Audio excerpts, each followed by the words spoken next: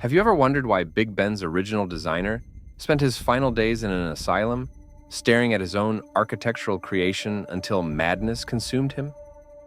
In the heart of Victorian London, where power and prestige intertwined like serpents, Augustus Pugin's story reads like a Gothic nightmare. Except every shadow in this tale is terrifyingly real. Picture this: February 1852, a first-class train compartment. A man sits alone, his mind razor-sharp, having just completed what would become London's most iconic timepiece. Hours later, that same brilliant mind shatters into fragments. He can't recognize faces, can't form coherent sentences, can't even remember his own masterpiece. Coincidence? In Victorian England, coincidences often masked calculated designs. The timing is what first catches your attention, like a clock stopping at precisely the wrong moment. Pugin had just handed over his designs for the Westminster Clock Tower. His letters from mere days before showed a mind operating at peak brilliance, obsessing over every Gothic detail, every mathematical precision. Then silence. Not the peaceful kind, but the kind that echoes through asylum corridors. Think about the mathematics of probability. What are the chances that a man at his creative zenith, having just completed his masterwork, would suddenly lose his grip on reality? The same man who had designed countless churches, who had revolutionized Victorian architecture, who had dared to challenge the Protestant establishment with his Catholic Gothic revival, suddenly rendered mute and confused, just as his greatest work changed hands. The Victorian era loved its asylums. They were convenient places where inconvenient people could disappear. But Pugin's case stands out like a gargoyle in a Greek temple. They placed him in Bedlam. Not just anywhere in Bedlam, but in a room with a direct view of St. George's Cathedral, his own architectural child. Imagine that psychological torture. Forced to stare day after day at your own creation, unable to claim it, unable to speak its name. The official story? Overwork? Stress? Perhaps some underlying condition. But in a world where £25,000 went to Charles Barry, while Pugin received a mere £800 for his genius, official stories often concealed unofficial truths.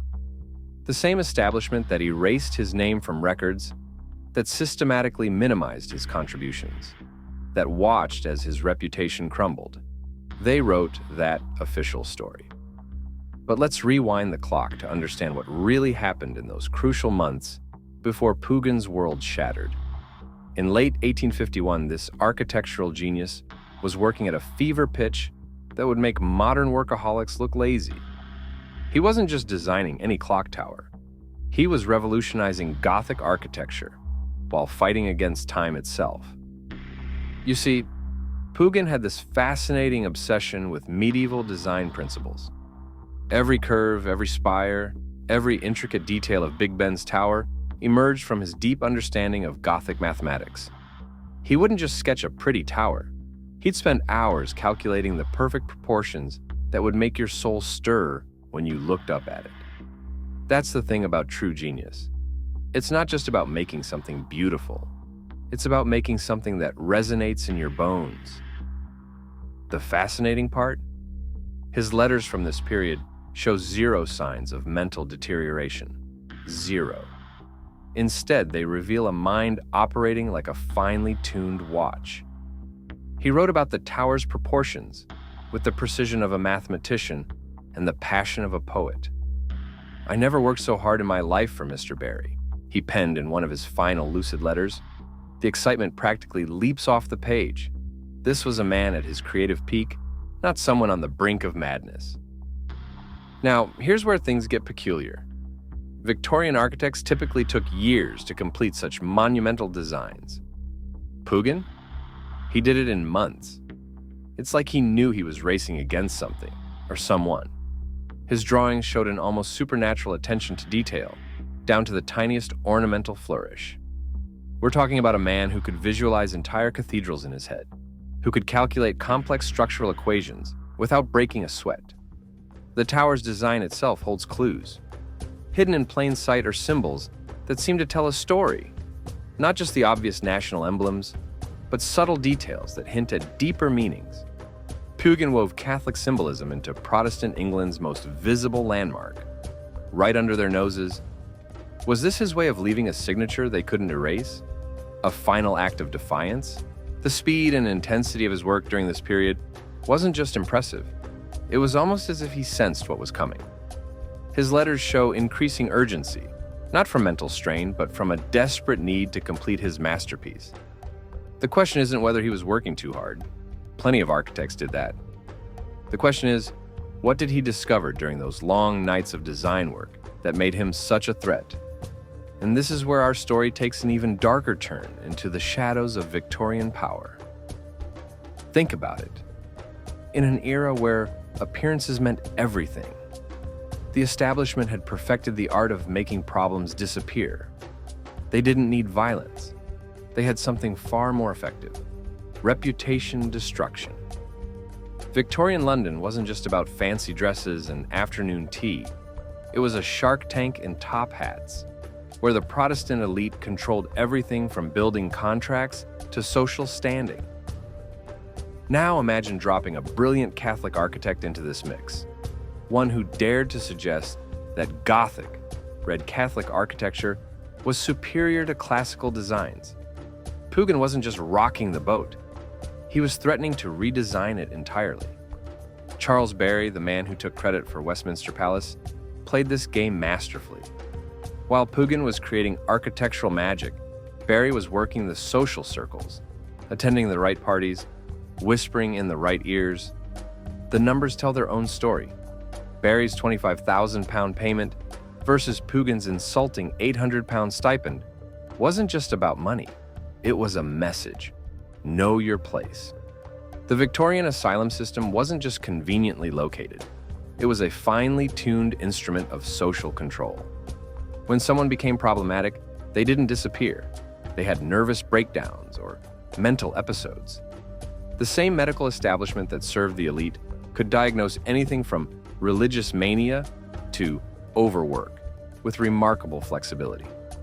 And once you were in, good luck proving your sanity to people who'd already decided you were mad. What's particularly chilling is how they chose Pugin's room in Bedlam. Facing St. George's Cathedral, his own creation, wasn't random chance. In Victorian England, such coincidences were calculated with clockwork precision. Every morning, he'd wake up to see his architectural genius mocking him from across the street, a constant reminder of everything they'd taken from him. The paper trail tells its own story. Documents vanished, records were altered. Pugin's contributions were systematically minimized until they nearly disappeared altogether.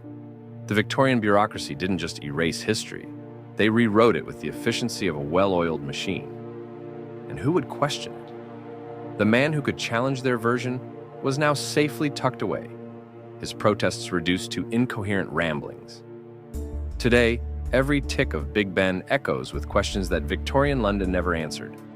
When tourists snap photos of that iconic tower, they're capturing more than just architecture. They're documenting the final vision of a man who saw too much, knew too much, and dared too much in an era that demanded conformity. Think about what Pugin achieved in his brief 40 years. Before his convenient breakdown, he had revolutionized architectural thinking across England. His designs didn't just shape buildings, they challenged the very foundations of Protestant architectural supremacy. Every Gothic spire he raised was a silent rebellion against classical conformity. The establishment couldn't just dismiss him. His talent was too extraordinary for that. They needed something more permanent. The most haunting aspect isn't just what happened to Pugin, it's how effectively they erased him. Next time you're in London, try asking someone who designed Big Ben. They'll probably mention Charles Barry, if they know any name at all. That's the true genius of Victorian power plays. They don't just destroy the person, they erase their legacy so completely that future generations don't even know to ask questions. Modern architectural disputes still echo with similar patterns. When billions are at stake, reputations still mysteriously crumble. Careers still end unexpectedly. The methods have evolved, We don't use asylums anymore. But the game remains chillingly familiar. The Victorian playbook for handling difficult geniuses hasn't gathered as much dust as we might think. The real tragedy? Pugin's final design was his most brilliant. Every detail of that clock tower represents the peak of Gothic revival innovation. The proportions, the decorative elements, the structural solutions, they're all masterpieces of architectural thinking. He solved problems that had puzzled designers for centuries, and he did it while racing against time itself, or perhaps racing against something else. His last coherent words about the tower design haunt architectural historians to this day. "I never worked so hard in my life. It is beautiful." Hours later, that brilliant mind shattered. Coincidence? In the world of high-stakes architecture and power politics, coincidences tend to have architects of their own. Next time Big Ben chimes, listen carefully. In those deep, resonant tones, you might hear something beyond the marking of time, perhaps the echo of a warning about what happens when genius challenges power, when creativity threatens control, when one man's vision becomes too dangerous for the establishment to tolerate. The clock keeps ticking, but some questions never find their hour of answer.